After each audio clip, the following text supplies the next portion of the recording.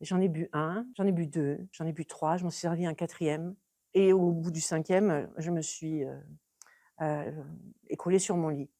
Je m'appelle Anne Mangeot, je suis alcoolo-dépendante abstinente, mais pas que. Je n'ai pas bu d'alcool depuis le 25 août 2010. J'ai fait, un dry January sans le savoir. En juillet 2001, j'ai voulu perdre du poids. J'avais 33 ans, j'étais, excessive dans beaucoup de domaines de ma vie, dans mon travail, dans mes relations et aussi dans ma consommation d'alcool. Je buvais pas mal, j'aimais ça me faisait beaucoup de bien. J'avais pas d'inquiétude par rapport à ça. En supprimant l'alcool, ça devrait être suffisant pour perdre les quelques kilos superflus que j'avais. Tout d'un coup, je me rends compte que ce verre que j'avais décidé de ne pas m'offrir le soir en rentrant de mon travail ou de ma journée, je ne pensais qu'à lui. Ça a été la première claque. Alors c'était des pensées du style, «C'est quand même con ce petit verre de rosé, ça serait sympa quoi». Au bout de 2 jours, je me suis dit: «Bon allez, c'est bon quoi, je vais me prendre un verre de pastis, c'est pas ça qui va faire que je vais prendre 10 kilos».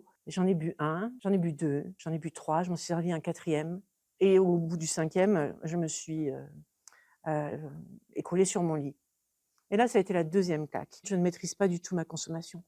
Et je continue, je continue, je continue jusqu'à ce que je m'écroule. Qu'est-ce que c'est que cette relation que j'ai avec l'alcool? Ce défi de janvier, mais qu'on pourrait appeler défi de juillet, défi de peu importe, défi à soi-même, c'est une invitation pour tout un chacun, pour se tester, pour, voir quelle est sa relation avec l'alcool.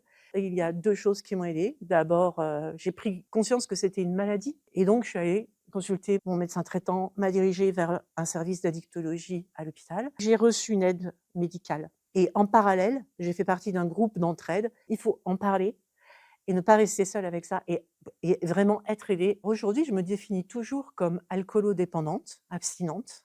Je veux surtout pas oublier. Je sais que ça peut aller très vite. Il suffit d'un verre, hein, pour repartir, pour relancer la machine. Ça peut m'arriver, c'est très, très rare, même pas une fois par an et ça dure quelques secondes, d'avoir des fulgurances, de me dire: «Je vais aller chercher, ma béquille, ma bonne vieille béquille». Je n'ai pas envie de retourner en arrière, ça c'est sûr. J'ai d'autres choses à faire que d'être l'esclave de l'alcool. Les plus belles fêtes de ma vie, je les ai faites sans aucune goutte d'alcool parce que j'ai pu danser, chanter jusqu'au bout de la nuit. J'ai pas été punie par l'alcool parce que j'ai fait des fêtes où j'ai été très vite punie par l'alcool parce que je me suis retrouvée ivre, la tête dans le vomi et cetera. Bon, sans alcool, la fête est vraiment plus folle. Une amie qui a fait le Dry January il y a 3 ans, elle a pas de problème d'alcool, elle boit avec modération. Elle s'est rendue compte des difficultés à dire non, des difficultés à se retrouver dans des situations où il y a pas de boissons non alcoolisées, par exemple.